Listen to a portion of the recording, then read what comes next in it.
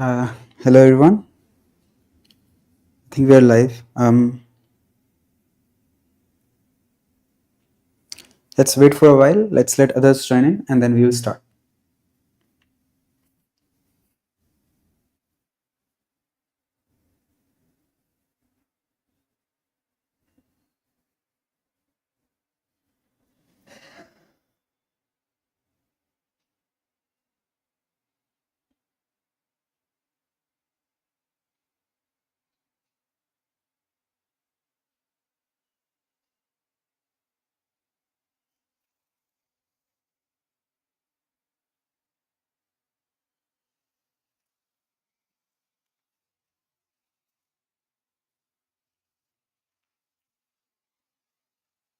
Okay, I hope you can read the quote.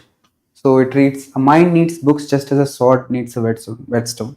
So it's a quote from George R. R. Martin's book called Book of Ice and Fire, I think, and it really highlights the importance of reading books. And it is very important because today we are talking about the reading comprehension section of the IIMB UG exam.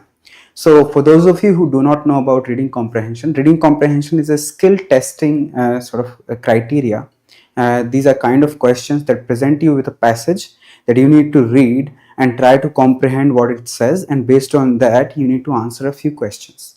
So, this is a very well known format, and IIM Bangalore, just like CAT exam, also wants to implement it in this exam on its UG programs that it is introducing.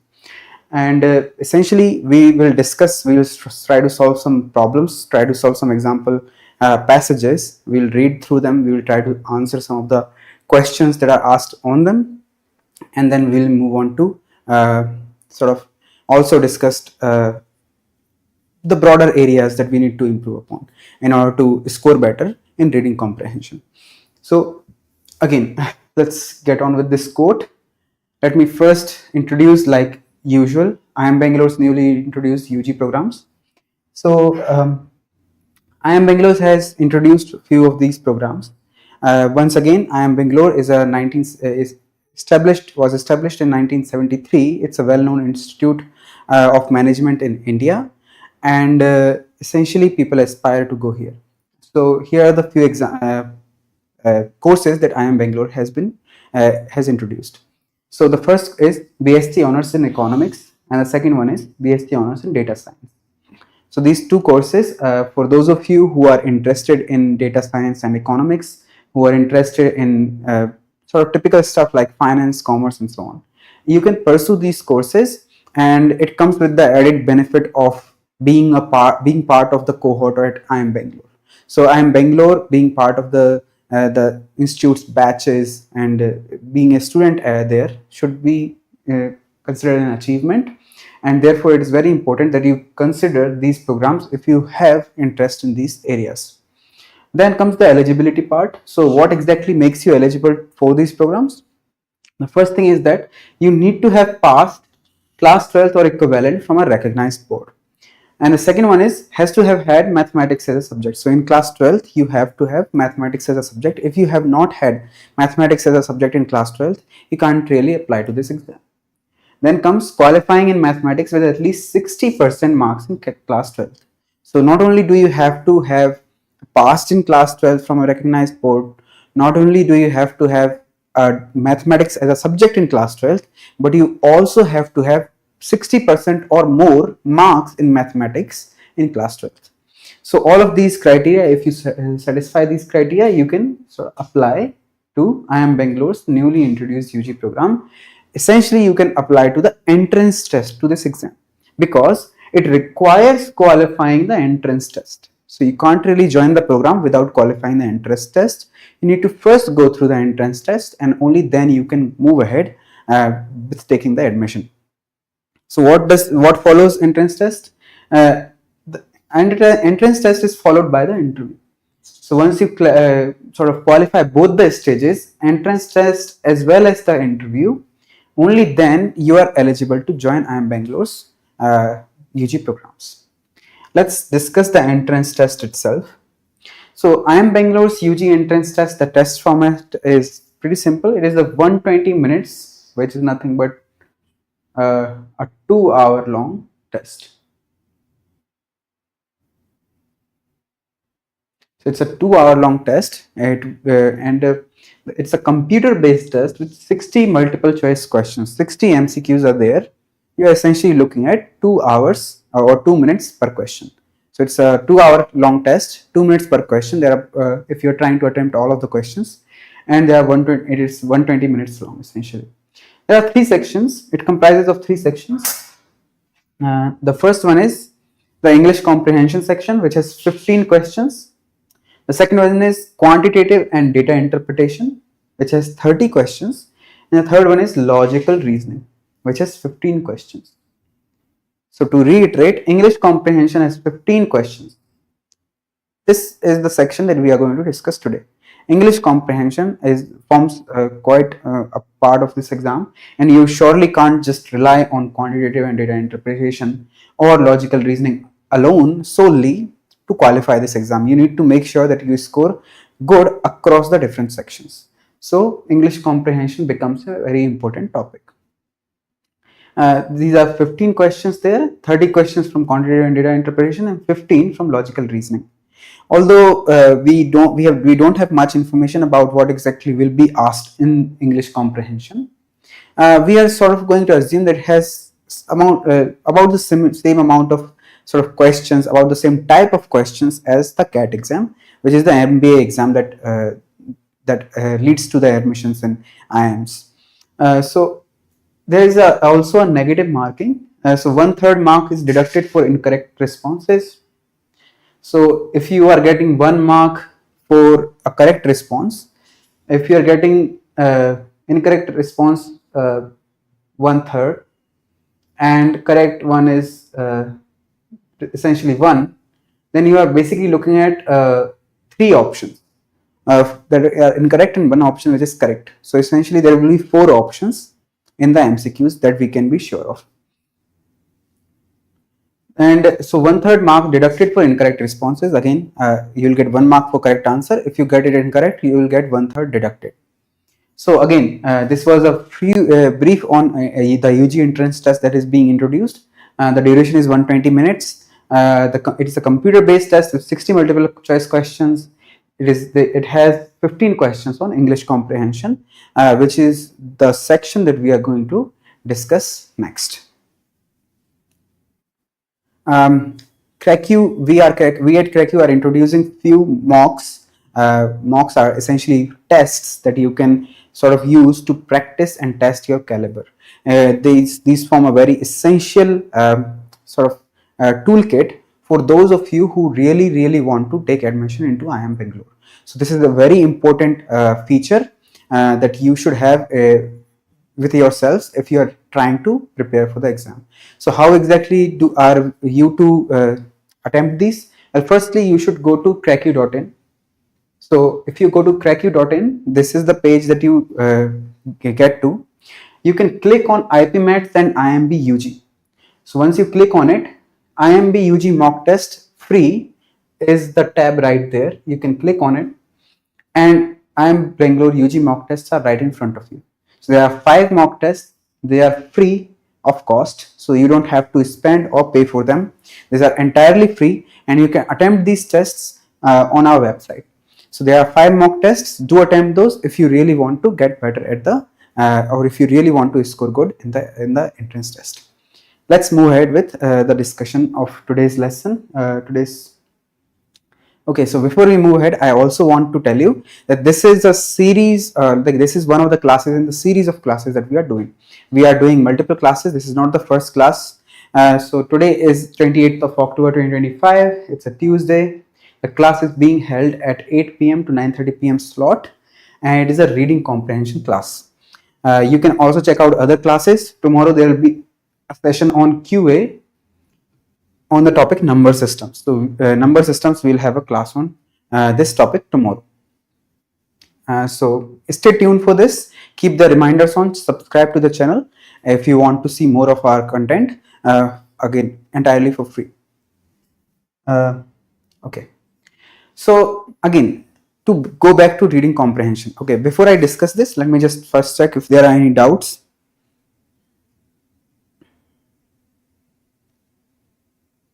So I don't think there are any doubts there. So we'll start our discussion. Beyond speed, what reading comprehension actually measures. So reading comprehension again is an important topic. It tests your linguistic skills. It tests how good or how proficient you are at the language English, and it also tests your sort of emotional and cognitive depth. So how deeply you are able to sort of measure each and every sentence that is given right in front of you. So all of those things is what reading comprehension tries to measure. So key aspects to keep in mind is it's not a reading speed test. So it is not about measuring your reading speed. It's a thinking test. So it is trying to measure how good you are at thinking. Even if you don't understand words, even if when you don't understand the context in which a passage is presented to you, the context on which it is based. So all of that, even when you don't understand anything, even then, if you are able to sort of answer questions, then that really shows that you are able to set yourself in different scenarios, and that is the capability that they are trying to test. It is not a speed based test. It is not trying to measure how fast you can read or how much you can read. It is trying to measure how good you are at comprehension, how good you are at understanding a given passage. So it tests your understanding the author's ideas. So whoever has written the passage, the author, he must have had some intention, some idea behind writing that passage. That is why he wrote that passage. So understanding that core idea, understanding what each of the sentence means, all of that is the premise that forms reading comprehension questions. So the question setter, he really wants to test whether you are able to understand what author has written. Connecting paragraphs logically. This is also a very important steps when you are reading the passage. When you are reading the passage, it becomes important that from one paragraph to the next one, you are able to transition naturally. You are able to go from the first to the second naturally. You are able to see why this transition has occurred, why the shift in sort of all the things that are being discussed is occurring, what that shift means, what the author intends to convey by that shift. So what are the different arguments that are presented by the author all about, and so on. So all of these things, they essentially form the basis of evaluation. So connecting paragraphs logically is a very important thing that you should understand what is like how to do. So you should understand what each paragraph in the context of the whole passage is trying to convey. Drawing inferences, what's implied, not stated. So drawing inferences is also important. It means you should understand what is being implied rather than what is being stated. So being implied is something that you can only sort of infer or conclude if you have a grasp of the main idea that the author has. So author might have main idea, but he doesn't talk straight. He talks in sarcasm, for example. If he uses a sarcastic tone or a tone that is not natural, that is not direct, then in that case, if you are really taking everything literally, you will not be able to understand what the author is saying. So if you really want to understand what the author is saying, it becomes important that you understand the author's main point, and that only comes when you have a grasp or when you have a comprehension of what the passage is trying to say. Recognizing tone and intent. Recognizing the author's tone, for example, the tone can be sarcastic, critical, laudatory, and so on. So all these tones, these are ways in which an author goes about writing about a topic or explaining or discussing a certain topic. So these are different ways that the author can take to discuss a topic. So recognizing the tone and the author's intent is an important aspect of reading comprehension. And core skills that are needed are focus, patience, and reasoning. So it not only tests your reasoning, it also tests your focus. In an exam setting, when the timer is running, it becomes important that you keep yourself focused while from when the passage starts to when the passage ends. And it also tests your patience. Sometimes you might not be able to understand a passage right away, and in that case, it becomes important that you are patient with it. You analyze it carefully, and you don't just steer away from it, and so on. So these are some aspects that I wanted to discuss beyond speed what reading comprehension actually measures. Now let's go ahead and discuss the next thing, types of passages and how to approach them. So there are different types of passages when it comes to reading comprehension. The types of passages that are presented to you vary based on what their subject matter is, what their tone is, how they are written, and so on. So there are some key themes around the subject that we take to ask the questions on, and these key themes are what we're going to discuss here. So the passage type, the first one is philosophy, everyone's dread. So everyone is quite afraid of this topic because it creates confusion. It is primarily about creating confusion. Now, why does it create confusion? Why does this happen? Because it is essentially abstraction. What is philosophy? Philosophy is essentially metaphysics. You are trying to go above everything else and discuss everything from a broader perspective, and that becomes abstract when, especially when you are someone who is grounded in reality. And so key focus is reading into ideas, not words. So if you want to understand philosophy passages better, it becomes important that you don't mingle on words, that you don't confuse words, some words for other, and so on. So all of these, it's not just about words, it's about ideas. So try to understand the main idea that is being discussed, and you will be able to sort of steer yourself, clear yourself from the confusion that they are trying to cause. Then comes passage type, business or economics passages. So again, these are very important passages because again, the theme itself of the entire IIMB courses is itself data science and economics.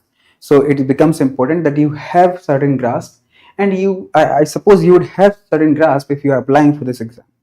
But the key pivot is data. They use data to sort of present their argument. So some author might present so much data in this passage, and this data might become distracting and out of touch. Okay, especially if you are not really familiar with the terms that are being used. And it becomes important that you spot cause effect. You spot the flow of the passage. What is the cause and what is the effect? How we are progressing from here to there.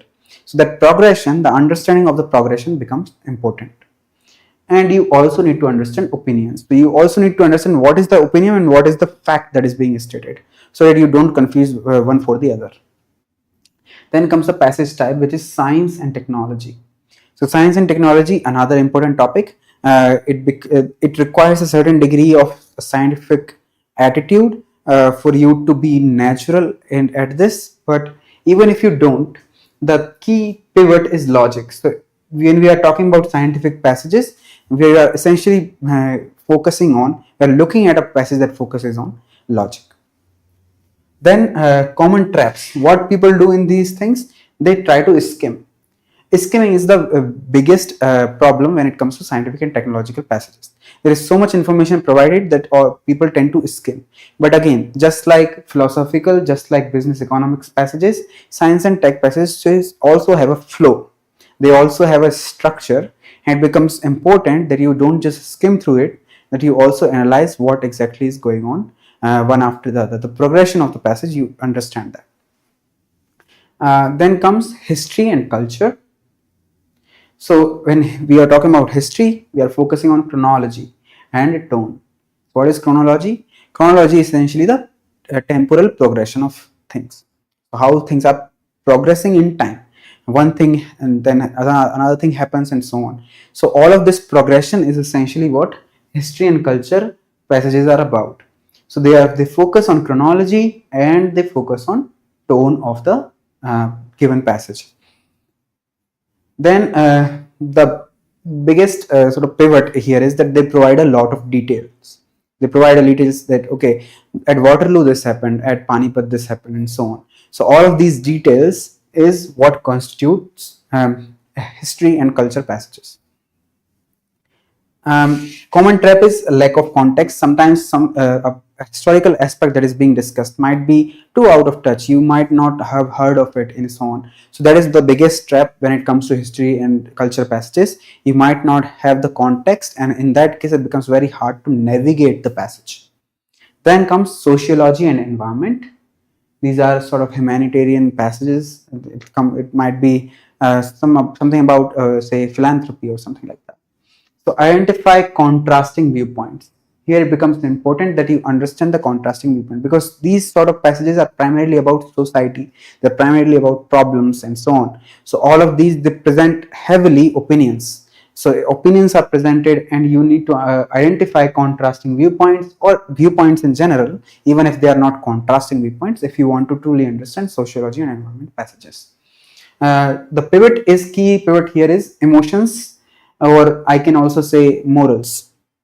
So moral, values, ethics, and all of this is the key discussion here, and emotion form a key pivot here. Then bias and unfamiliarity might be the most common trap. So here what becomes important is that you are able to read these passages without bias. Sometimes even as us humans, we might have our own biases. We might have our own prejudices that we carry with us, and it becomes important that we get rid of them, or we at least try to recognize that these exist within us. So if you have those biases, it might be very hard to actually grasp what even the author is saying, because sometimes these biases that we have in us, they are essentially inherent. They are not conscious biases. They are unintentional, unconscious biases. So this is a brief on the types of passages that we have. What is their key focus? What are their key pivots? And what are the common traps that we need to look out for? Let me just check if there are any doubts. I suppose not. Okay, let's move ahead to the next one. Designing a strategy to solve reading comprehension passages. So how do we actually navigate reading comprehension passages? How do we actually design strategies to solve questions on RC passages? How do we do it? So key points here. Before you go into reading the passages, brace for impact. Be prepared to indulge. Brace for impact and be prepared to indulge means you should know for a fact that this RC that is presented in front of you, one, is not going to be easy. There's a reason it is trying to test you. It is not trying to be comfortable. It is not going to be comfortable. So it might be an uncomfortable read, in that it might not be 100% comprehensible. You might not 100% understand what is going on. So you should be braced for impact. You should be aware that something is coming towards you. But regardless of that, you should be prepared to indulge. You should be prepared to actually grasp what is going on. So each RC is trying to tell a story to you, and you should, instead of being afraid of it, be prepared to indulge into it. Be prepared to read into it what exactly it is trying to say. Then comes while reading. So this is what happens when you are before reading. As you are going into reading, you try to prepare yourself for what is going to happen. But while reading, there are some tips that you can follow. So apart from just reading it, apart from just trying to find what exactly is where exactly each sentence fits, what exactly is the whole paragraph is trying to say, what exactly is the transition from one paragraph to another means, why the second paragraph talks about something that is might or might not be related to the discussion in the first paragraph. So all of that, there might be an overarching reason behind all of it. So we need to understand that those aspects while reading. Mark transition words. So there are transition words such as however, but, hence, in contrast, and so on. Crucially. So all of these words. So the author says that although men have went to the moon, although Neil Armstrong landed on the moon, however, and whenever you see the word however, you should know that author is trying to present his opinion. Author is trying to present his central idea, because that is the whole point of his discussion. So whenever you see some sort of transition words like however, but, hence, and in contrast, you should be aware that the next thing that comes is some sort of coming from the coming from the heart of the author. So author is like really putting himself out there whenever these transition words come. So you should be on a lookout for these transition words. Then comes summarize mentally after each paragraph. So after each paragraph is completed, summarize mentally. So once you are finished reading a paragraph and you are going into the next one, before going into the next one, let's maybe try to figure out what exactly the first paragraph was all about. So all of this is important for reading comprehension. And then comes after reading. So once you have done reading all of the paragraphs, done summarize, done looking out for the transition words, done looking out for the summaries or the structure of the whole passage, where exactly each of the paragraph fits, what exactly is each paragraph trying to say, and where does it sort of fit in the broader picture of the whole passage. Once you are done doing that, analyze the main idea before reading questions. So before you go into the questions, try to stay there for 10 seconds or 20 seconds and try to think what exactly did I just read, what exactly happened from the first paragraph, then second and third, what happened in the whole discussion. So what was the main conclusion? What was the main point that the author was trying to discuss? Analyze it before you really go ahead into the questions. Use elimination, not guesswork. So when you are trying to answer the questions, you have 4 options given. So when you are reading these 4 options, you should understand that one of them is correct, the other 3 are wrong. And every question is asked from the passage itself. So all the questions, all the options that are there, they are asked from the passage. They are not coming from somewhere outside. And since they are asked from the passage, you can be sure that if you want to find the right answer, it will be somewhere there in the passage. It will be written somewhere. So you try to eliminate the wrong answers by seeing that which one contradicts the information in the passage, which one goes against, or which one is not supported by the passage. So all of that information you can eliminate each of the wrong options, and whatever is left, that whichever is the best choice, that is your correct answer. Avoid extreme or absolute options. So sometimes in the options there might be extreme sort of discussion that are taking place, extreme things that are being presented, and we shouldn't be in sort of careful or cautious about these things, because if we end up marking those answers, even when they sound correct to our very layman ears, if they sound correct to our layman ears or our non-expert ears, we should be understanding that this is a common theme in questions in reading comprehension, where the passage, the option might look like it is supported by the passage, but it is in extreme options, and we always avoid choosing extreme options unless the extremity itself is implied in the passage. So avoid extreme or absolute options that are too absolute and that are not so a passage might be somewhat objective, somewhat unbiased, that okay, this thing is bad, but it doesn't say that the other thing is good, and the options might present that this thing is very good, and so on. So that not only goes a bit extreme, it also is not supported by the passage. So these are the sort of overarching themes that you should be on a lookout for. We'll look into this more as we try to solve some example problems. So next comes again, to refresh your memory, we are launching 5 free mock tests for IIMB UG. So IIMB UG, again, you can attempt these mock tests at cracku.in/IIM Bangalore UG mock tests with hyphens between them. You can also go to cracku.in. You can go to you can click on an option where it will be written IIMB, IPMET and IIMB UG. You can click on it and there will be an option for IPMET or IIMB UG free mock tests. You can click on it and these will be presented in front of you. You can attempt these mock tests and try and test yourself. Okay. So now let me check if there are any doubts before we go ahead.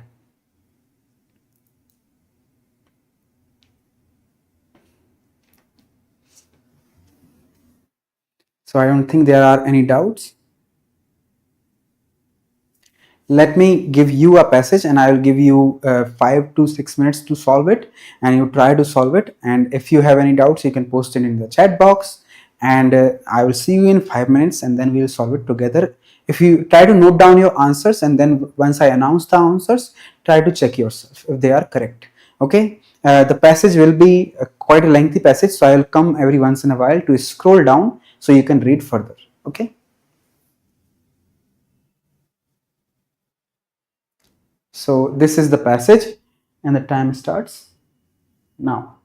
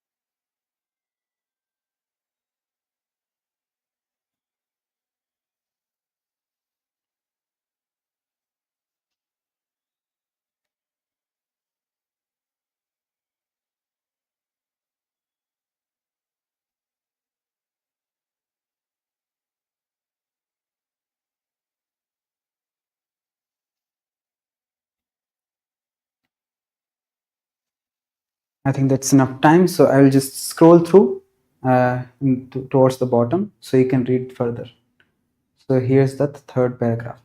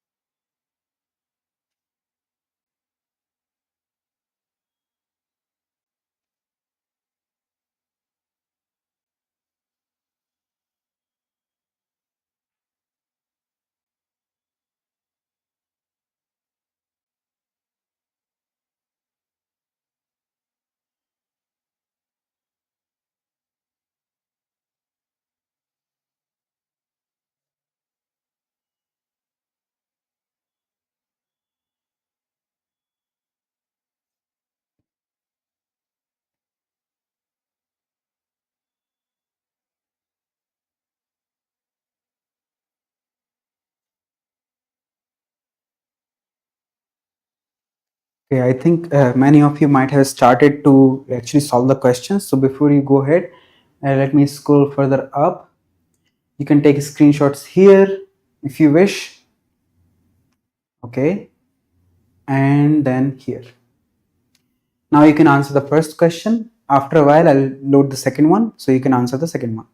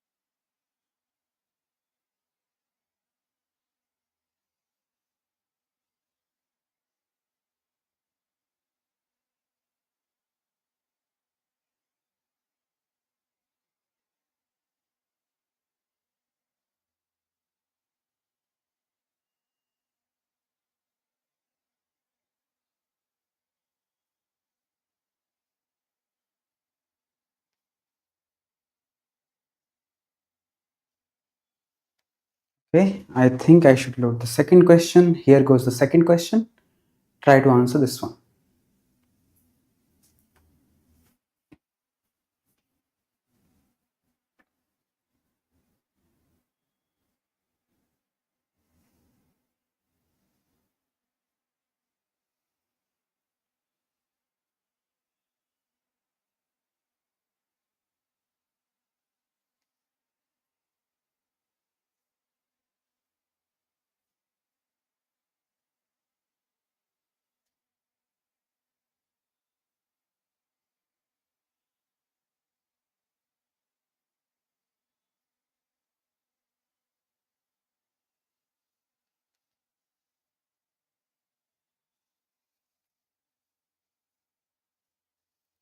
Okay, I think that's enough time for the second question.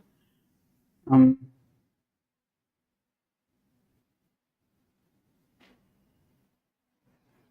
Try to answer this one, the last one. There are three questions here.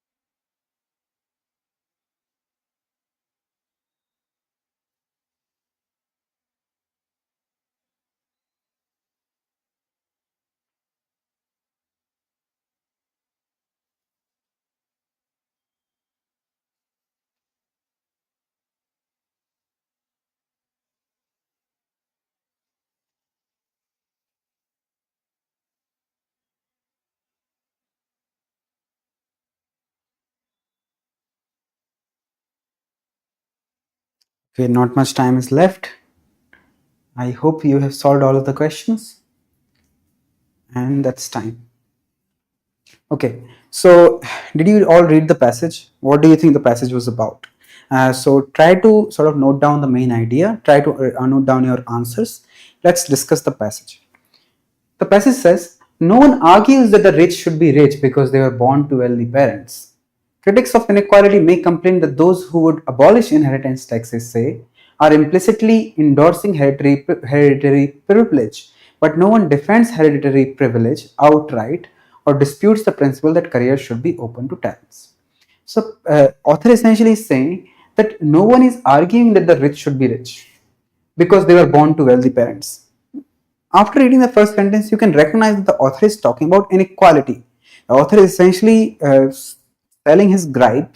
He is telling you a problem. There is a problem that no one argues. Now, author doesn't really say that it is a problem. He just points it out. He is pointing out something. What is he pointing out? He is pointing out the fact that no one argues, no one questions the fact that the rich should be rich. No, rich should be rich. If they are rich, they can be rich because they were born to wealthy parents. No one will question that you are a child of a wealthy parent. You will not. No one will question it. Critics of inequality may complain that those who would abolish inheritance taxes, say are implicitly endorsing a hereditary privilege. So there are people who are critics of inequality, who who want to sort of not see inequality in society. They hate inequality. These critics, they might complain that those who would abolish inheritance taxes. Now, what are inheritance taxes? Inheritance means by birth. So, for example, somebody who is rich by birth because their parents had money, their ancestors had money. So that is what we will call inherited wealth, wealth that comes from inheritance. So some inheritance taxes essentially refer to taxes that are put on people because they are rich from birth. So based on it, they have to like give some amount of money from their wealth to the government. So that is what we refer to as inheritance tax. So critics of inequality, they may complain that those who would abolish these taxes, those who would go against these taxes, are implicitly endorsing hereditary privilege. They endorse hereditary privilege. They support hereditary privilege and therefore they support inequality. They are not bothered by inequality. So people who are bothered by inequality, they say that people who do not support inheritance taxes are not bothered by inequality. But no one defends hereditary privilege outright or disputes the principle that careers should be open to talents. So they might say this, but no one does that. No one sort of defends hereditary privilege outright. No one defends hereditary privilege by saying that, okay, I sort of defend hereditary privilege. I think hereditary privilege is a great thing. No one says that. But people might go against inheritance taxes. So the author is trying to say that no one argues against people being wealthy. No one argues against inherited wealth. No one argues against inheritance taxes. Or people might argue against inheritance taxes, but they will not argue against the privilege being bad itself. Or disputes the principle that careers should be open to talents. So careers should be open to talents. People who are talented should get their careers. Essentially, meritocracy. You have heard of this before, right? This is called meritocracy, where we believe in the idea that whoever is eligible for something, whoever deserves it, should get it. Whoever deserves the some sort of achievement, some sort of talent, they should get it. They should get the career. If they have the talent, they should get the career, regardless of where they come from. So everyone believes in meritocracy, but the author is saying that no one defends sort of actions against inequality. Those people who believe in meritocracy, they would still go against inheritance taxes. They would still go against it. So that is what the author's main point is all about. That is the first paragraph. Let's go ahead the second one. Most of our debates about access to jobs, education, and public office proceed from the premise of equal opportunity. Our disagreements are less about the principle itself than about what it requires. For example, critics of affirmative action in hiring and college admissions argue that such policies are inconsistent with equality of opportunity because they judge applicants on factors other than merit. Defenders of affirmative action reply that such policies are necessary to make equality of opportunity a reality for members of groups that have suffered discrimination or disadvantage. So, the author then talks about that most of our debates, most of the arguments that we have, the debates that we do against each other and so on, they focus on access to jobs, whether people should get jobs or not get jobs, whether or how they should get access to education, whether or how they should get access to public office. So all of these debates that we have, they proceed from the premise of equal opportunity. They are based on the fact that we believe that people should get equal opportunity to everything so that they can show their talent, so that they can then be hired to the job that they deserve and so on. Our disagreements are less about the principle itself. They are not about the principle of meritocracy. No, we are not arguing that people who should deserve something, they should get it. We are not arguing against it. They should get it.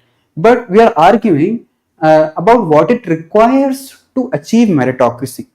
So there might be certain steps that it requires to achieve meritocracy, and that around that step are what all arguments are all about. For example, critics of affirmative action. So what is affirmative action? Affirmative action essentially means that, for example, consider the example of reservations, the caste reservations that we have, general, OBC, NC, EWS, and so on. So all of these reservations are sort of extraneous interventions that government or people put so that people who come from disprivileged backgrounds, unprivileged backgrounds, they get enough opportunity. So all of this is what we would call as affirmative actions. So we have taken affirmative actions. So this is some neutral level, and there was some negative in the society, and we have introduced some positive. So that is why there is one way to understand affirmative action, some sort of positive action. So for example, critics of affirmative action, those people who don't like affirmative action, those people who don't like reservations, you can think of think of it like this.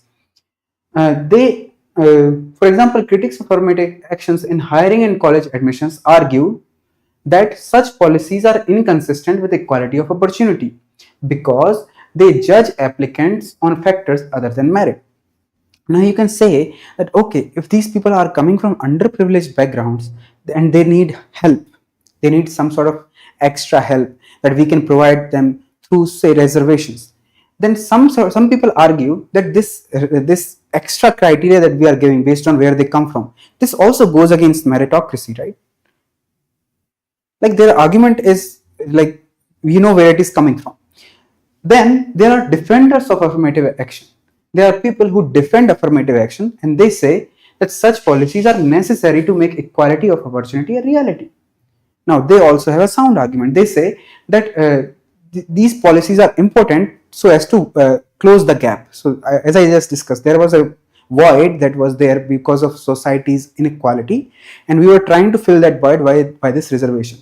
So these people argue that it is necessary to make equality of opportunity a reality for members of groups that have suffered discrimination or disadvantage. So we saw two views. We saw the views of critics of affirmative action as well as the people who are defenders of affirmative action. So essentially what the author is saying is that the whole idea of meritocracy is not really contested. People are not really questioning this. People are questioning how we are going to achieve it and so on. So all of this is what the author discusses here. Then the author says, at the level of principle at least and political rhetoric, meritocracy has won the day.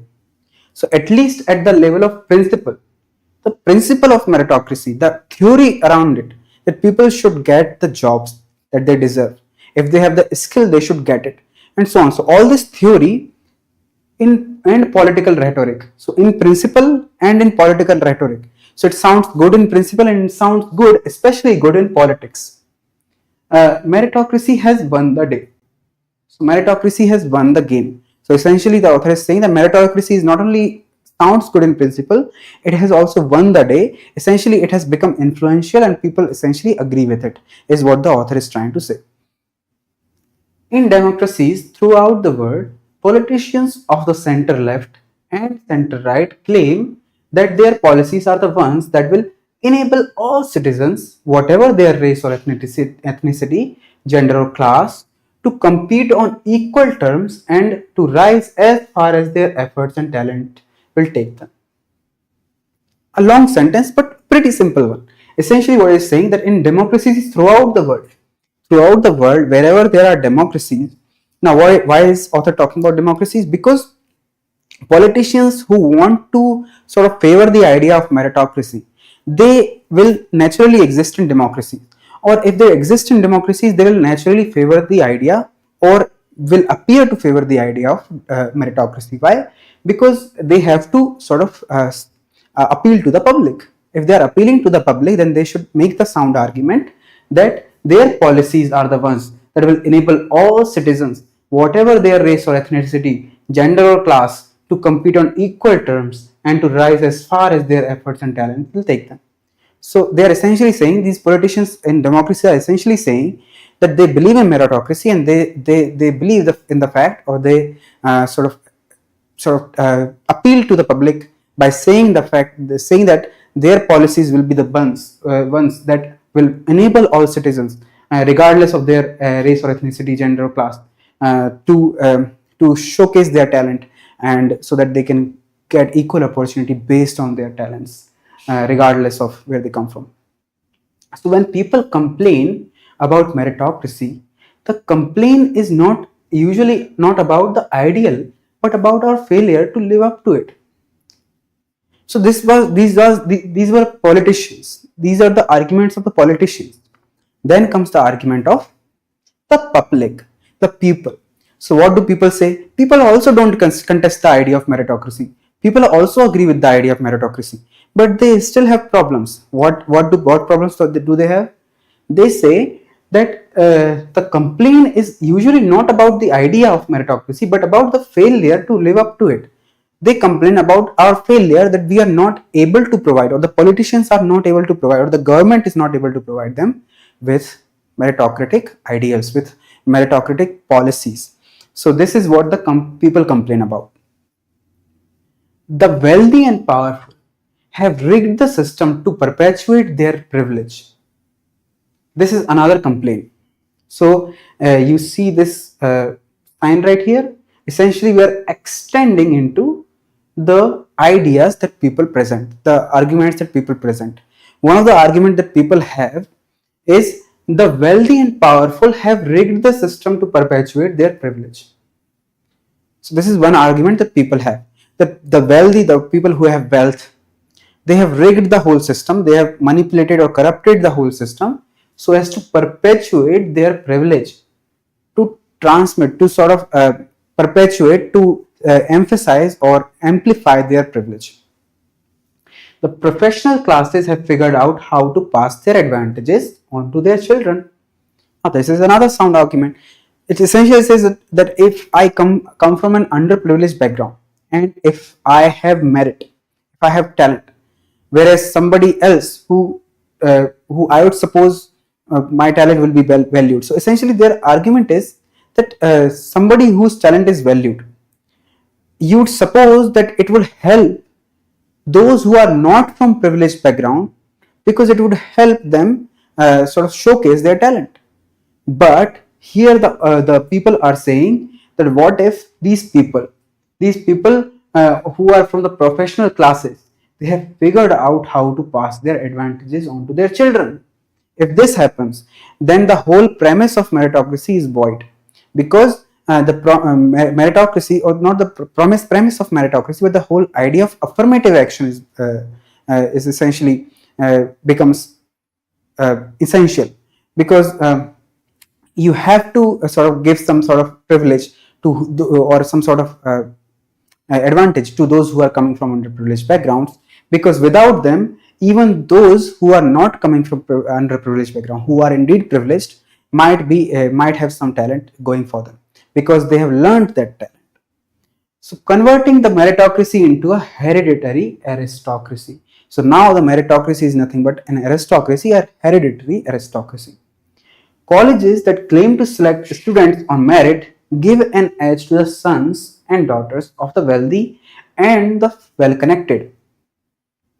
The author says that colleges that claim to select students on merit, this is another problem, another issue that the people are talking about. Remember, from here to here, we are just talking about the problems that people have.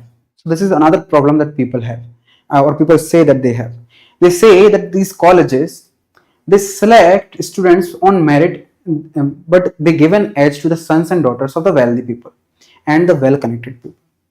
So according to this complaint, the author says, meritocracy is a myth, a distant promise yet to be redeemed. It is a distant promise that is yet to be realized. So this is what the author is saying. The author essentially talks about meritocracy in the context of practicality, in the context of pragmatism. So he doesn't talk about the ideal of meritocracy, because that is something that we can all agree upon. He talks about how there are different ways to interpret the action and the affirmative actions, for example, that we take to realize meritocracy. There are different complaints regarding it. People have to complain. Politicians have certain agendas, and all of that is what the author has discussed here. So based on it, let's try to answer the questions. The first question asks, based on the passage, which of the following inferences cannot be drawn? Let me come to this side. Based on the passage, which of the following inferences cannot be drawn? So there are inferences. What exactly is an inference? Inference is an implication. It's something that can be taken from the passage, a reasoning that can be taken from a passage, something of an argument that follows from the passage, or something that is reasonably concluded, that can be reasonably concluded from the passage. So we have 5 options and we need to find which one follows from the passage. So the first one says, though the wealthy can pass their advantages to their children, wealth and privilege cannot undermine meritocracy. Is it true? Can the wealthy pass their advantages to the children without influencing meritocracy, without undermining meritocracy? No. This is a complaint that people had. And we already discussed in the beginning, without even reading the passage, we discussed that we should avoid extreme claims. We should avoid absolute claims. We should avoid them. This is an absolute claim. It is saying that though the wealthy can pass their advantages to their children, they don't influence meritocracy at all. But this is the question that is contested in the very first line. In the very first line, author is saying, no one argues that the rich should be rich because they were born to wealthy parents. But they can be implicitly endorsing hereditary privilege by, for example, abolishing inheritance taxes. So we can't really say that they are not influencing meritocracy at all. So this is why we cannot really infer that this is true. We can't infer that this is true. So let's hold this. This is likely a correct answer. Let's move on to the next option. Option B says, equality of opportunity is widely accepted in principle, but there is disagreement about how to achieve it. Exactly. That was the whole point of the entire passage. The entire passage was talking about that equality of opportunity. Although we widely accept that meritocracy is a good ideal, we are agreeing on it. There is no disagreement on it, but we agree on the ways that we can achieve it. If we can achieve it using employing affirmative action, then there are critics as well as defenders of affirmative action. So there are arguments about how exactly are we to achieve meritocracy. So this can be inferred. Let's discuss this option C. Meritocracy is a popular ideal in political rhetoric promoted across the political spectrum. Yes, we have discussed it right here. At the level of principle at least, and in political rhetoric, meritocracy has won the day. In democracies, politicians present their policies as being meritocratic. So politicians favor meritocracy. So meritocracy has won the day. All of this is discussed here. We can infer that meritocracy is a popular ideal in political rhetoric or the political parlance. Then option D says, hereditary privilege is not openly defended but can be perpetuated through policies like the abolition of inheritance taxes. So hereditary privilege, this is not openly defended. We don't openly defend hereditary privilege. It is discussed right here. But no one defends hereditary privilege outright. So out front, directly, no one is defending hereditary privilege. So hereditary privilege is not openly defended but can be perpetuated through policies like the abolition of inheritance taxes. But by abolishing inheritance taxes, we can actually endorse, in some sense, hereditary privilege. So this can be inferred as well. Option E says, meritocracy is seen by some as an unfulfilled promise, with the system still skewed in favor of the well-connected. Yes. So meritocracy is seen by some people, right? Colleges that claim to select students on merit, give an edge to the sons and daughters of the wealthy and the well-connected. So some people think that colleges are giving an edge. They are giving a preference to students who are sons and daughters of the wealthy and are well-connected. So this can also be inferred.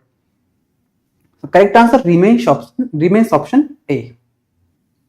Let's discuss the next one. Which of the following can be best concluded from the passage?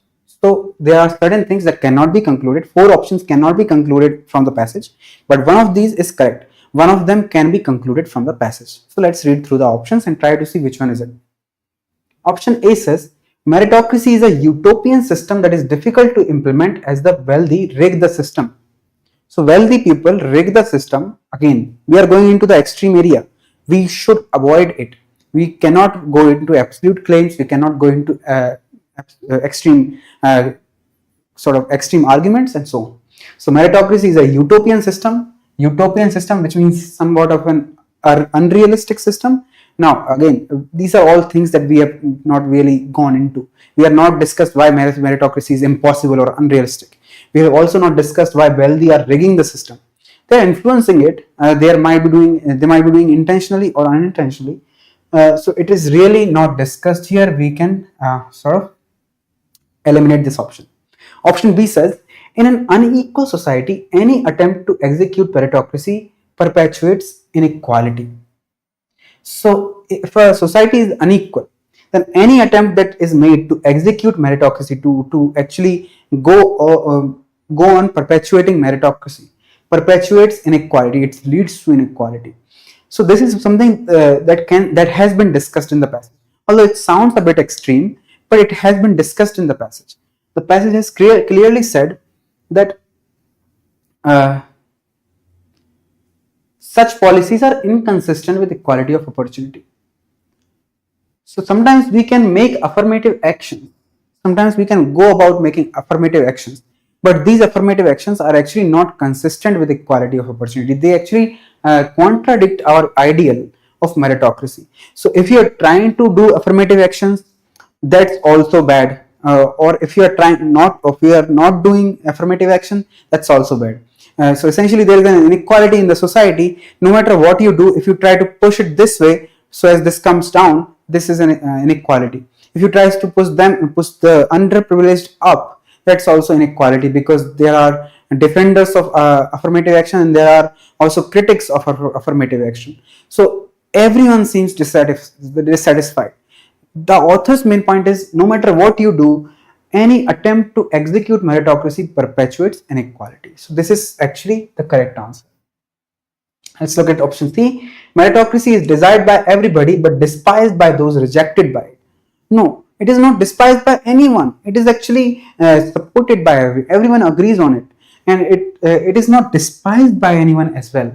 Meritocracy itself is not despised. The way we achieve meritocracy, the actions that we try to put into it to achieve meritocracy, there are disagreements in those actions. So that is what it is about. So we can also eliminate this one.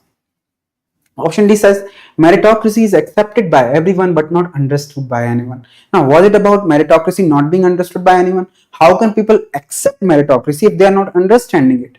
That itself contradicts the idea. Author would not say that these people accept meritocracy but they don't understand it. No, if the author is saying that people agree on it, if the author is saying that people accept it, then the author is essentially assuming they understand it as well. So this actually is not supported by the passage at all.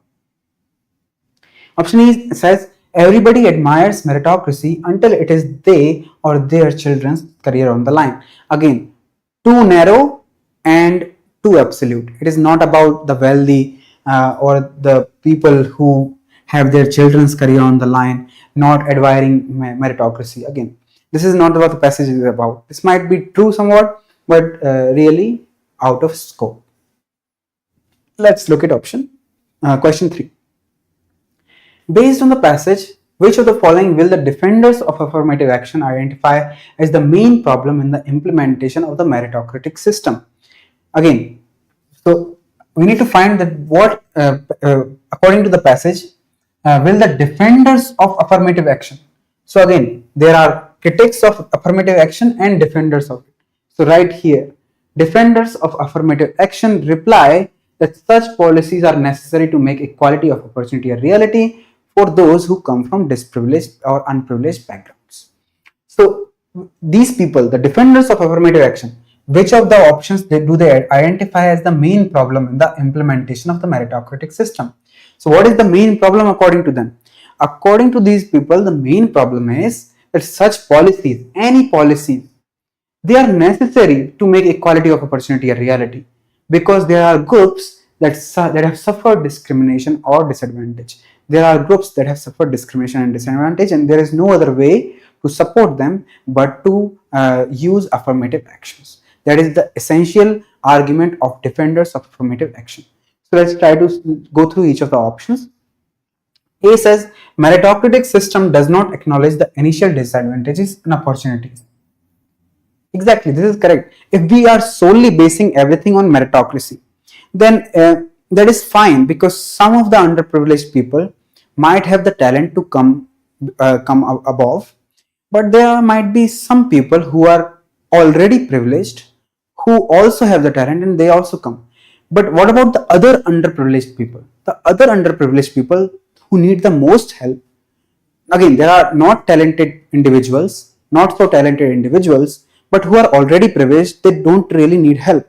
The only people who need help are down here, who do not have talent but who are underprivileged. So this is what the defenders of affirmative actions are trying to discuss. They want to say that meritocratic system does not acknowledge the initial disadvantages in opportunity, and therefore we have to put some extra effort, and that is what they call affirmative action. So this is their whole point. This is actually the correct answer.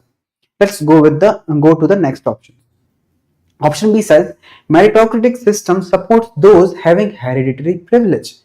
So again, meritocratic system does not really support, because in principle meritocratic system is unbiased. So we can't really say that meritocratic system supports people who have hereditary privilege. It might end up supporting them. There might be some aspects of it that emphasize upon the strengths of hereditary people who have hereditary privilege. But we can't really say that it directly supports those with hereditary privilege, and therefore this is not correct. Then we have C. Meritocratic system rewards individuals based on the outcomes they produce. No, it's not about the outcome they produce. It's not really like them people measuring their outcomes and based on that and they reward it. No, it rewards based on capacity to outcome, based on talent, based on skill. It doesn't really it's not really mentioned that it rewards those who produce the most outcome. Especially because it might be somewhat hard to measure the outcome. Say if you're talking about the college, if you're talking about university admissions, then how do you measure outcomes?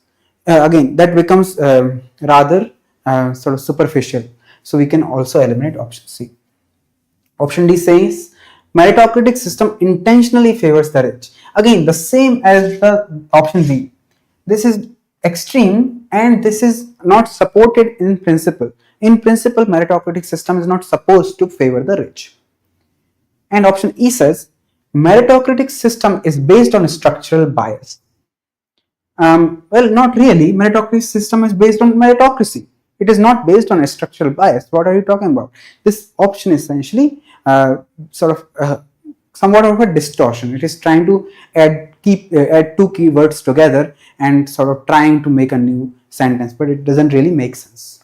The correct answer remains option A. So this was our passage. I will give you a while, maybe 30 seconds to go through it while I look at your doubts.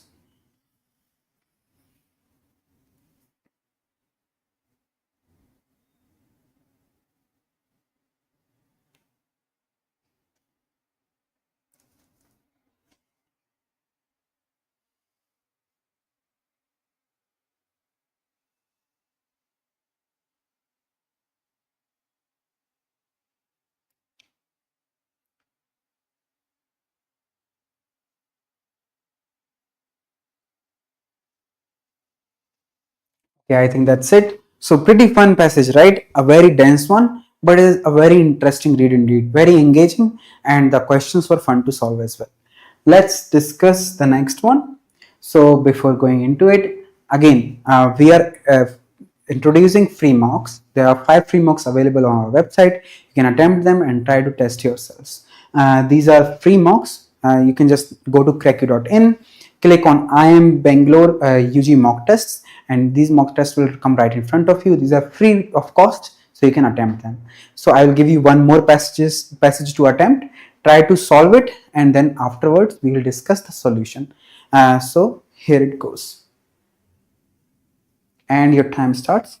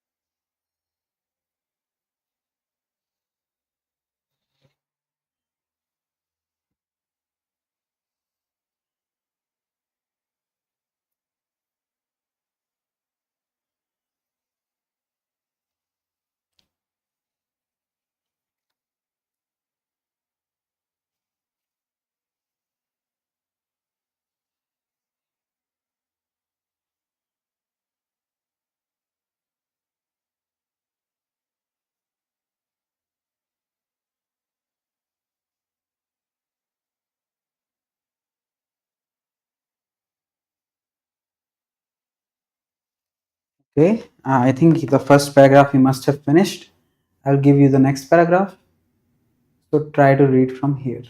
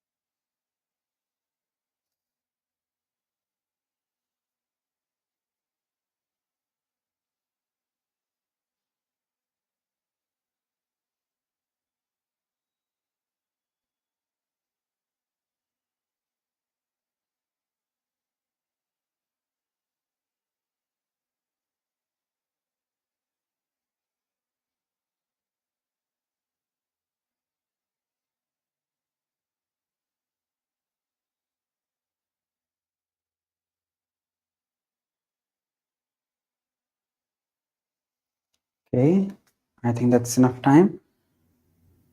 Okay, this is the last part of the passage. Try to read this.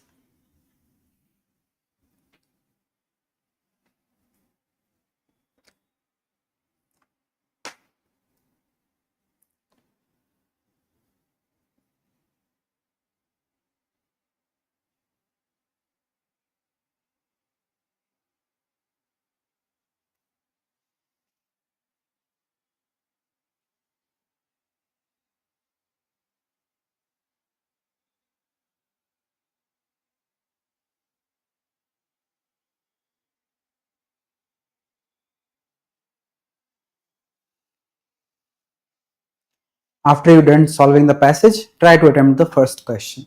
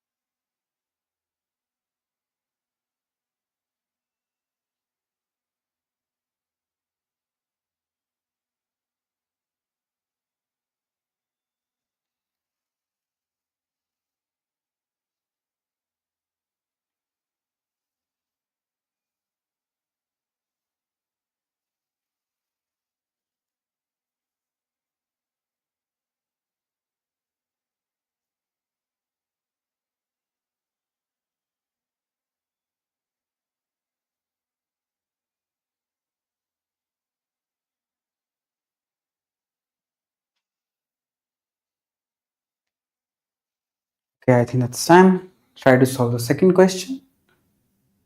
There you go. That's the second question.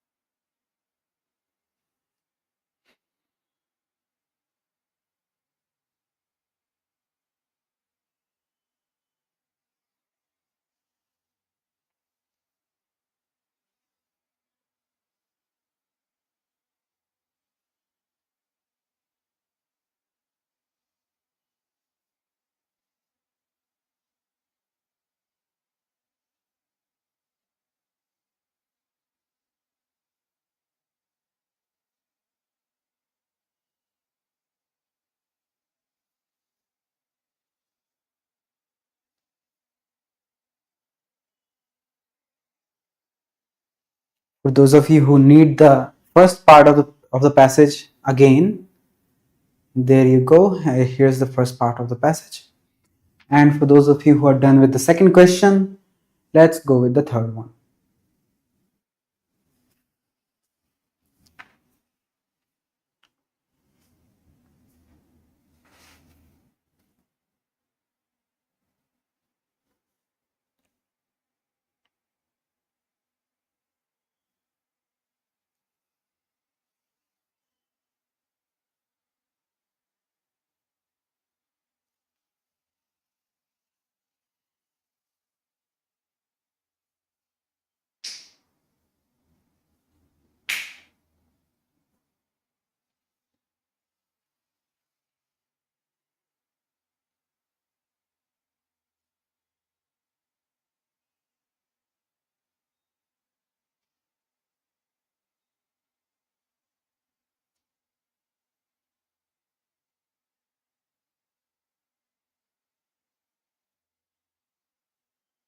Not much time left. 30 seconds are there.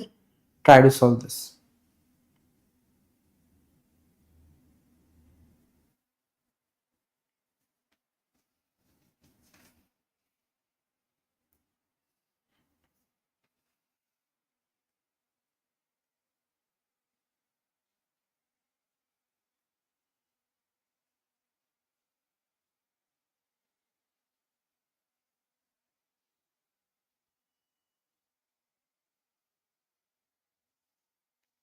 Okay, time's up.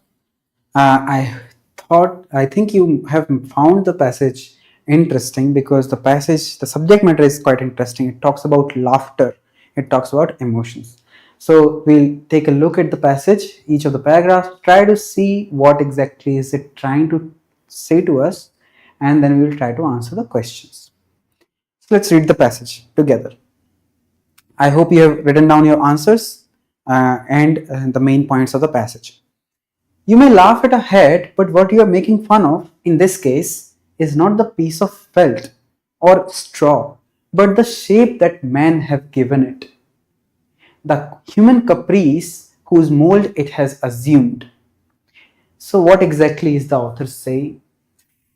Okay, for those of you who want to know the word, you don't need to know these words, but if you want to know the word meanings, let me give you the word meanings. Felt is nothing but fabric. So here the word felt means fabric, and caprice means essentially mood, somebody's emotions. So that's what caprice means. So now let's read the first line again. You will laugh at a hat. You might laugh at a hat because it looks funny. It does not look conventional. It does not look something of that can be trendy. It looks funny.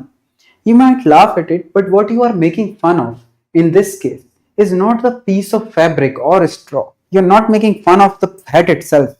You are making fun, but the shape that men have given it, of the shape that men have given it. So that is the key thing. You need to understand that this hat was made by a person, and unless that person intended the hat to look funny, if you are laughing at it, you are essentially laughing at the shape that the man have given it, the human caprice you are laughing at, the human mood you are laughing at. whose mold it has assumed, whose shape the hat has assumed. It is strange that so important a fact. So it is so important to understand this, right? That when you are laughing at hat, you are not just laughing at a hat, right? It is so important and understanding, especially for philosophers. But it is so strange that such an important fact and such a simple one too has not attracted to a greater degree the attention of philosophers. So it is such an strange fact, it's such an important thing that when you're laughing at a hat, you're not really laughing at a hat.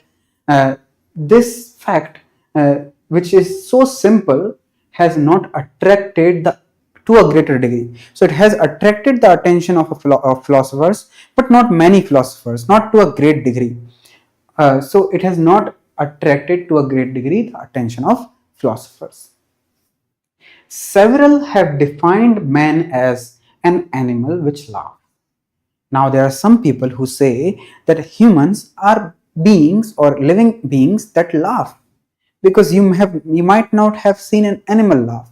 Maybe you might have seen claims or you might have seen interpretations of animal behavior that people said that they are laughing, but again we don't have a proof of that, or even if we have proof of that, animals do not just laugh, and like it is not a widely shown behavior that they have.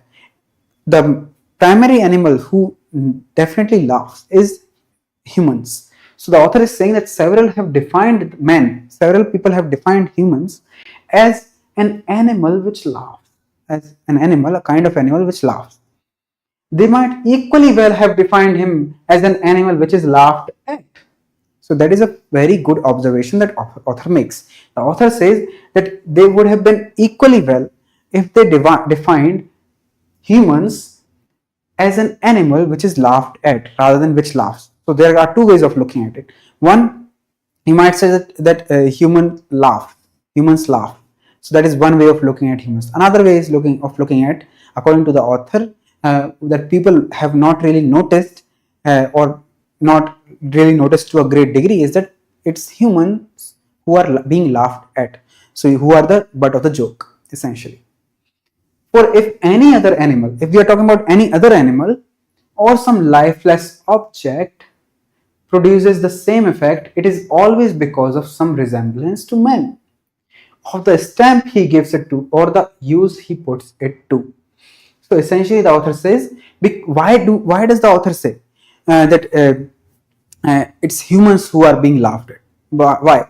Because if any other animal or some lifeless object, because even if we are not laughing at a human, even if we are laughing at an object or some sort of another animal, even if we are doing that, even then the reason for our laughter is to some extent the object's resemblance to man. How the object is similar to some human or some quirky characteristic of a human, or some weird thing about a human. So that sort of weirdness about some human, that resemblance is what we are laughing at, essentially, as the author says. So it is in essence always humans who are being laughed at, not animals or objects. Of the stamp he gives it or the use he puts it to. So all of these, essentially the author is trying to establish an analogy between the subject matter of laughter and the way, or the essential inherent reason why we are laughing at that object. Then author goes on for a long paragraph discussing about laughter. So what exactly is the first paragraph about? The first paragraph talks about laughter, causes of laughter, and it tries to enlighten us, where does this laughter come from. That's the essential persuasiveness of the author, we can say. But let's move ahead to the next paragraph. Here I would point out as a symptom equally worthy of notice the absence of feeling which usually accompanies laughter. The author says that when we are laughing at someone or something, there is an absence of feeling. We are not really feeling anything else. You can notice it anytime you want. But the laughter itself, the cause of the laughter, if you really analyze it, it is not accompanied by any other emotion. It seems as though the comic could not produce its disturbing effect unless it fell, so to say, on the surface of a soul that is thoroughly calm and unruffled. So it seems, the author says that it seems as the comic as in something that is trying to induce the laughter inside of you, trying to cause you to laugh. So the comic could not produce its disturbing effect. It will not be able to produce laughter inside of its audience if the audience, so to say, the surface of the soul of the audience is thoroughly calm and unruffled, is calm and unruffled. So why does author say this? So I would point out as a symptom equally worthy of notice the absence of feeling. So first author says that those who are laughing, there is usually not any other feeling that accompanies their emotion. Whereas those who are calm and unruffled already, they will not really laugh if you try to make them laugh. If they are truly calm in the more abstract sense we can think of, the author is trying to portray. The author says indifference is its natural environment, for the laughter has no greater foe than emotion.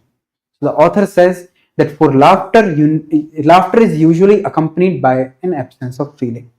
That's the first thing that author says. Laughter is accompanied by an absence of feeling. Second thing it says that laughter would not be produced unless it fell on the surface of a soul that is thoroughly calm and unruffled. So if someone is thoroughly calm and unruffled, only then you will be able to produce laughter. And then it says indifference is the natural environment. Indifference means neutrality, no emotion. No emotions is the natural environment for laughter. For laughter has no greater foe than emotion. Laughter, there's no other enemy to laughter than emotion. So if somebody has emotions, if somebody is feeling emotions, they would not really feel laughter, is what the author is trying to say. Now then author tries to clarify. So again, notice the sort of transition. The author is transitioning. Author says, I do not mean. So author is providing a disclosure. I do not mean that we could not laugh at a person who inspires us with pity, for instance, or even with affection.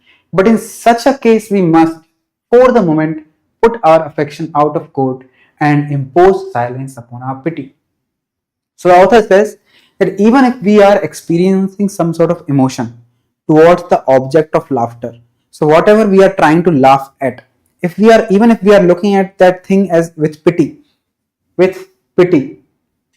or some sort of empathy, so even if we are looking at that object with pity or with affection, even then we can laugh at that object, because these are emotions, they can exist, but you would assume that the author has just said that emotions cannot induce laughter. So how can this induce laughter? How can pity, if we are looking at something with pity, if we are looking at something with affection, how can we laugh at that thing? The author says we can laugh at that thing, but in such a case we must for some time put our affection out of court. So we need to put our pity out of court, put our affection out of court. So we need to sort of keep it aside, then laugh, and then we can bring these emotions back in. So this is what the author intends to convey. In a society composed of pure intelligences, there would probably be no more tears, though perhaps there would still be laughter. So if the society has so much intelligence, if everyone is intelligent, so this is the key thing that the author tries to convey. What? The author says that in an intelligent society, in a society where everyone is intelligent, there will be no tears, because people will be intelligent enough to understand their problems. They would be intelligent enough to sort of solve their problems. So they might not have a reason to actually cry about someone or pity on someone and so on. So the author says that in a society of intelligent people, there might not be tears, there might not be pity, there might not be other emotions. But precisely because of the reason that there are no other emotions, there will still be laughter. the laughter would still be there. Why? Because precisely there is an absence of emotions. There is no other emotions there. So laughter would still be there. Whereas highly emotional souls, in tune and unison with life, in whom every event would be sentimentally prolonged and re-echoed, would neither know nor understand laughter. So, highly intelligent individuals who manage to keep emotions aside would know laughter. But on the other hand, so on one side we have highly intelligent people, on the other we have highly emotional ones. So, highly emotional souls in tune and unison with life, they are experiencing life, in whom every event would be sentimentally prolonged. That these souls, these highly emotional souls, they experience each event in a prolonged sense for a long amount of time. They experience each event in an extension. So they think about things for a while. So all of this is what the author says about emotional individuals. So highly emotional individuals, they experience every event in a sense, with a sense of sentimental prolongedness, right, and re-echoed. So the sentiment echoes again and again inside their heads, and the author says that they would neither know laughter or not nor understand laughter. So they will never understand laughter, they will never know laughter, and probably they will never experience it. Try for a moment to become interested in everything that is being said and done. The author gives sort of a thought experiment. So author says that you can try for a moment to become interested in everything that is being said and done. Try to be interested, try to observe everything that is being said and done. Try to experience it. Whatever you are coming across, don't ignore anything. Try to observe everything. The author says that act in imagination with those who act. So whoever is in front of you, try to act with them, try to communicate with them, interact with them, and feel with those who feel, and try to feel what they are trying to feel or what they really feel. In a word, give your sympathy its widest expansion. Give your sympathy, whatever the capacity that you have for sympathy, expand it. Try to understand other people, try to experience what they are experiencing, try to behave in a way that they are behaving. If you do all of that, as though at the touch of a fairy wand, you will see the flimsiest of objects assume importance. That otherwise the objects, the things that you would have ignored, these things become important to you. The flimsiest of objects, the flimsiest, the most unimportant of objects, the most fleeting of objects, the most sort of insignificant objects become important, they assume importance. So try try to experience the world like this. Do this. This is the thought experiment that the author is trying to put forward. And he says that such that the flimsiest of objects assume importance, and a gloomy hue spread over everything, and a sort of dark hue of gloom, of sadness that spreads over everything. Tries to imagine this. Try to imagine this, the author says. Now step aside. Now author says that this was one way of doing things. Now take the second way. Now step aside. Now take yourself back. Look upon life as a disinterested spectator. Look at life as a disinterested spectator, a spectator who's not really interested what is going on. Many a drama will turn into a comedy, and all of this drama that you were a part of just a while ago, now it becomes a comedy. It is enough for us to stop our ears to the sound of music in a room where dancing is going on for the dancer at once to appear ridiculous. So the author then gives a very stark example. The author says that assume you are in the audience. You are looking at the stage and there are some dancers dancing. Assume that there are dancers dancing and you are an audience member. The author says that it is enough for us to stop our ears to the sound of music. Now try to cover your ears so that you can hear no sound. But now all you see is these people just dancing. They are just jumping here and there, back and forth, and so on. But there is no music. So what happens is that these dancers at once appear ridiculous. They look weird. Let's imagine all the dancers, they are engaged in dance and so on, and suddenly someone stops music and everyone starts laughing. Why? Because how many human actions would stand a similar test? So why does this happen? This happens because this music is the inherent emotions that actually puts everything into perspective. Everyone is hearing the same music, everyone is so indulged in what is going on in front of them that dance makes sense. But once you put off the music, the emotion, the bar of emotion, the sort of overarching theme of emotion has went away.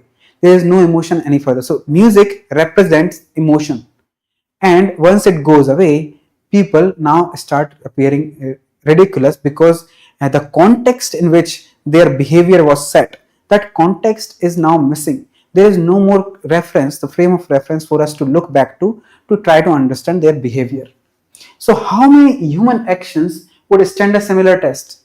So all of the human actions that there are, we also perform our actions, we also do our behavior, we also assume our behavior based on certain background music in our heads that we have, certain emotions that we have in our heads, some certain aspirations that we have in our heads. So all of that is what leads to the human actions that we have. And how many of those human actions would stand a similar test? Now assume that all of this mental music is stopped. Now how many of our own actions would look ridiculous? They'll look weird, right? They'll not make sense. Why we are doing certain things and not other things, and why we are not doing other things and these things and so on. So all of that, how would we actually determine to be most objective and most rational? Should we not see many of them suddenly pass from grave to gay on isolating them from the accompanying music of sentiment? So the author says that many of them, so these dancers is what the author is talking about. The author says that these dancers, they transformed from grave to gay. Grave as in something serious, and gay as something superficial, not serious or joyful. So the author says that should we not see many of them, many of the human actions, they transform from being grave to gay on isolating them from the accompanying music of sentiment. If we isolate them from the accompanying music that is in our heads of sentiment, to produce the whole of its effect, then the comic demands something like a momentary anesthesia of the heart. And therefore the author says that to produce the whole of its effect, to produce its complete effect, to be the most productive, a comic, somebody who wants to induce laughter, who wants to produce laughter in his audience, he demands something like a momentary anesthesia of the heart. He needs that you are not really feeling anything. He needs his audience to have an absence of emotion, absence of feeling. Its appeal to is to intelligence, pure and simple. So the comic's appeal is to intelligence. He cannot really appeal to emotions. That's why people are offended by some jokes, because they have a background music playing on. So again, and the author essentially says that the appeal of comic is to intelligence. The comic is trying to appeal to intelligence, pure and simple. So again, another persuasive passage here, and the two passages that we solved today are both from Z 2025. Let's try to solve our questions. So this whole passage was about laughter and where it comes from. So before we go into the questions, let's try to let me answer some of your doubts if you have any. Okay, now let's move ahead.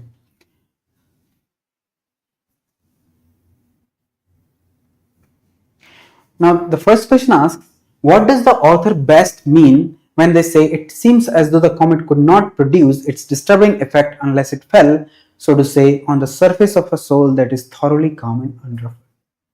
So by this, author simply meant that the person who is hearing the joke, or the essential subject matter of the laughter, the person who is the recipient of this, he or she has to be thoroughly calm and unruffled.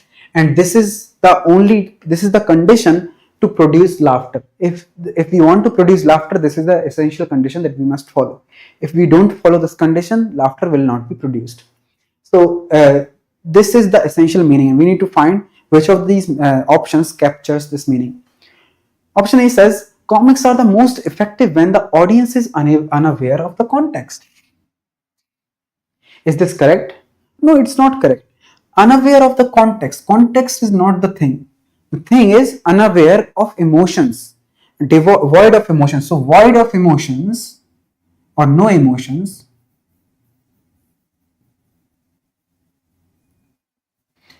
is not the same as unaware of the context. These are two different things.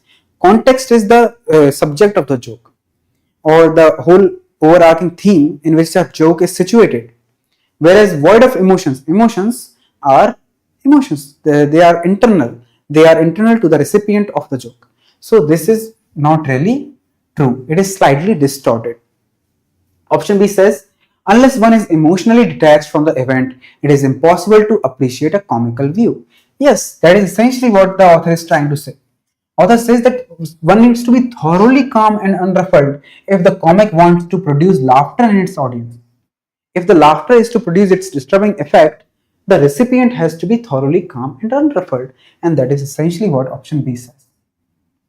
Option B should be the correct answer. Let's look at others. Option C says, relaxed people tend to find edgy or disturbing comedy funnier. So again, relaxed people, the people who don't have emotions, they tend to find edgy or disturbing comedy. This is a specific type of comedy. Did author anywhere in the passage discuss what type of comedy should this be and what type of comedy should this be? What is more funny, what is not much funny, and what are the different kinds of recipients of a joke, and what do they find funny and what do they not find funny? So all of this is a very detailed, like very specific aspects of something that are not really discussed in the passage. We can also eliminate this one. Option D says, to appreciate humor with an unsettling tone, people benefit from being in a calm state. Yeah, that is somewhat true. But again, to appreciate humor with an unsettling tone. No, that is not true. To appreciate all the humor, people benefit from being in a calm state. It's not just about unsettling humor, it's about any and all humor. So all kind of humor is it will induce laughter in its recipients, it will induce laughter in its audience if the audience is a calm and unruffled state, not just the humor which has an unsettling tone to it. So this is too specific, tries to narrow down something which needs not to be narrowed down. So this is essentially the sentence here, and we need to find the correct inference from it, or correct meaning of it. Option E says, comical behavior disturbs those more deeply whose minds are calm and composed. No, it is not about disturbing. Disturb, the word disturb is used here not as a standalone word but disturbing effect. So disturbing effect is essentially a gerund, right? It is a gerund. Gerund as in a phrasal noun. So it is a noun, and this means laughter. So comical behavior disturbs those more deeply whose minds are calm and composed. This is the wrong inference that we are taking from this word. So this is also incorrect. The correct answer remains option B. Let's look at another question. Based on the passage, which of the following statements cannot be inferred? So there are 5 options given. Some of them can be meaningfully and logically inferred from the passage. Others cannot be inferred. We need to find which cannot be inferred. Option A says, comic happens in a setting of emotional detachment, having a sense of distance. Yes, it can be inferred. The recipient of a joke needs to be somewhat distant, in a state of calm and unruffled. Essentially, these are the keywords that are expanded upon in the whole passage. So this can be inferred. B says, inanimate objects can become a subject of laughter because they may project human characteristics. Exactly. Humans are essentially, in the first paragraph, the author says, they might equally well have defined him as an animal which is laughed at. For if any other animal or some lifeless object produces the same effect, it is always because of some resemblance to man. So any object which is the subject of the laughter is the subject of the laughter because there is some resemblance to men. So there is some resemblance between the author and the man, between the subject of the laughter and humans, and that is the reason why it is laughable, and this can also be inferred. Option C says, when strong emotions are involved, laughter cannot be evoked. So again, this is also correct, because whenever there are strong emotions, laughter cannot be evoked. This is discussed right here, that if you are having pity, if you are having affection, in such a case you have to, for a moment, put your affection aside. You have to put your emotions aside. Then the author also imagines that if you imagine yourself in this kind of scenario, disinterested spectator. So all of this, essentially, author is trying to further the point that if you are an emotional individual, if you are really indulged in your emotions, if you have strong emotions, then laughter will not be evoked. So this can also be inferred. Option D says, when you laugh at a head, you laugh at a human being it represents. No, it is not really about human being it represents. It's about the caprice, the human caprice or human mood, not the human that it represents. No, this is the wrong inference. So this is probably the correct answer. Let's look at option E. Humor only springs from experiences that demand momentary anesthesia. When people laugh at a head, you laugh at a human being it represents. Okay, I think this can be inferred somewhat, because here we have, you may laugh at a head, but what you are making fun of in this case is not the piece of felt or straw, but the shape that man have given it. The human caprice was molded, it has a theme. So it can be somewhat inferred. We can say that again, here it says that it is the human being who is the subject of the laughter. So an animal which laughs, but an animal which is laughed at. So you can sort of say that this is somewhat correct, because when you are laughing at a head, you are essentially laughing at the human being it represents, because human beings are the subject of the laughter. That is what author defines human beings to be. This can also be inferred. Humor only springs from experiences that demand momentary anesthesia. So humor only springs from, humor only originates from. So springs from as in originates from experiences that demand momentary anesthesia. So anesthesia, as we all know, is a medicine that people take when they are, for example, going on a surgery, or if they go to the dentist and he removes some tooth. So all of these places is where anesthesia is provide. People are anesthetized so they don't feel anything. But here it is not just about anesthesia, it is about anesthesia of the heart. So like a momentary anesthesia of the heart. So what the author is trying to say is a momentary anesthesia such that you stop feeling anything. He's not trying to say that a momentary anesthesia so that you literally don't stop feeling anything. So there is a difference between the literal meaning and the figurative meaning. So this is a figurative meaning, and you can't really infer the very literal meaning that it is trying to ascribe to it. So it is also correct. Again, option D was somewhat correct, because sometimes you might really not laugh at the exact human being it represents, because human being, again, but it is supported somewhat by the author when he says that people are essentially animals which are being laughed at. So it is somewhat supported by the passage. Option E is much more incorrect, because we don't need momentary anesthesia exactly.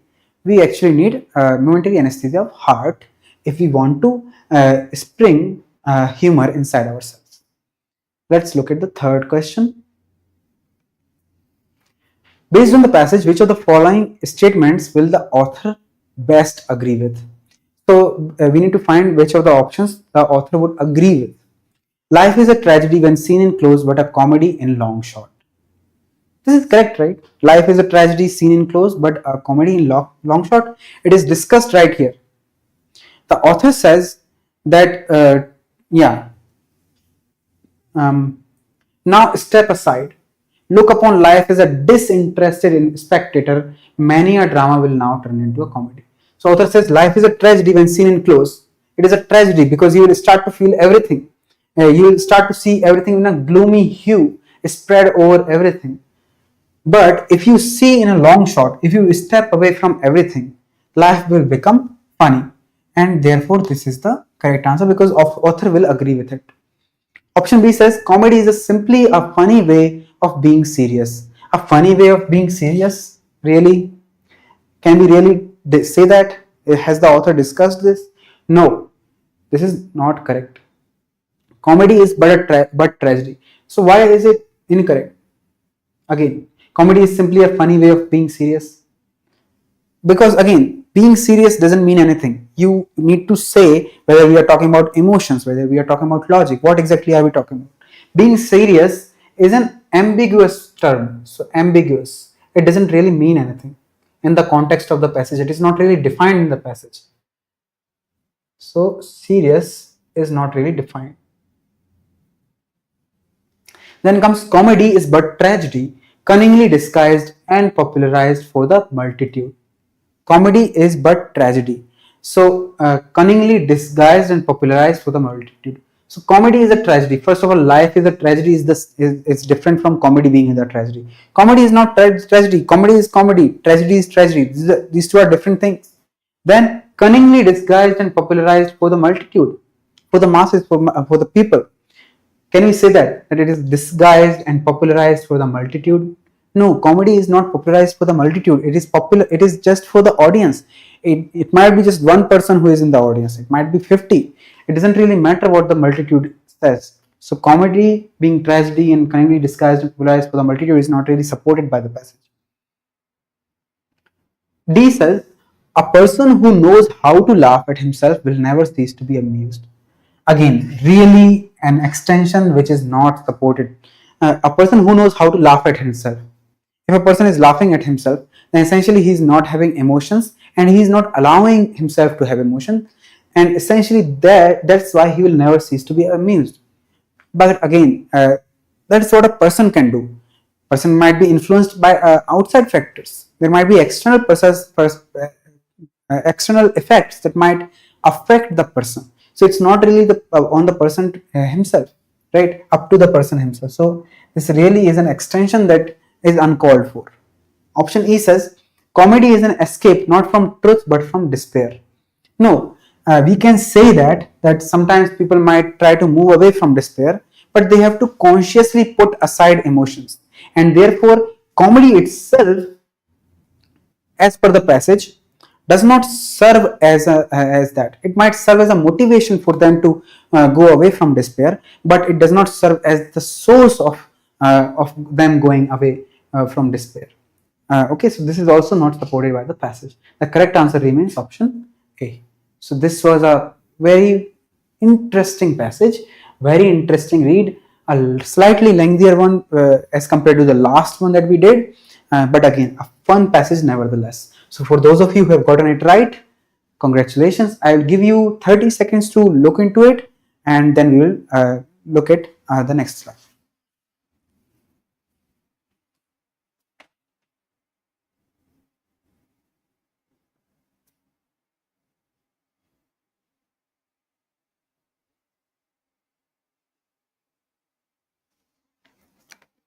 Okay, I hope you have looked into it. Let's move ahead. Again, to reiterate, you can go to cracku.in. This is our website. Once you go here, you can click on IP Maths and IIMB UG. IIMB UG mock test free. Once you go here, here are the 5 mocks that we are providing for free. You can attempt them. Again, the test format is 2 hours, 60 questions, 15 for English comprehension, 30 for logical reasoning and data interpretation, I think, and there are 15 more for the third section. So you can sort of rewatch this video from the beginning to learn more about the tests. These are the free mocks. Do attempt them, and thanks for watching. I'll see you in the next one.